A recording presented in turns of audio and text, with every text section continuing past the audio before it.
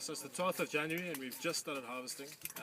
Probably the earliest harvest I've ever seen since I've been working in the wine industry in South Africa. And it's been a really, really early growing season since flowering. And it's been a very healthy season, very little rain over the last 6 weeks, so the vineyards are dry. Ripening is really quick, so it's going to be quite stressful. But great health conditions in the vineyard, very little disease pressure.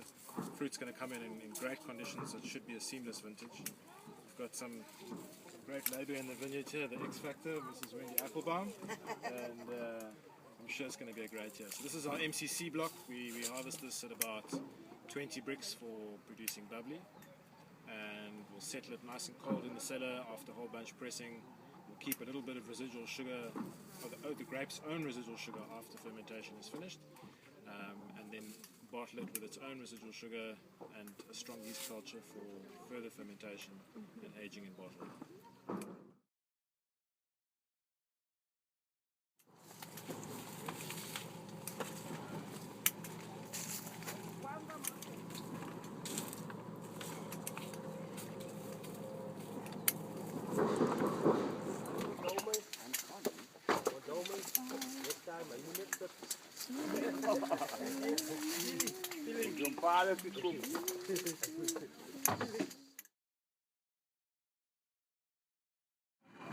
Congratulations, guys, on the beautiful harvest. The grapes are looking fantastic. I think there's a lot of work. It's one way of coming straight back from the vine, straight into work.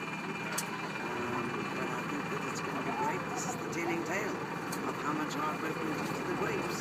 Because you can make bad wine with good grapes, but you can make good wine with bad grapes. They look fantastic. Cheers. Good luck. Many sleepless nights.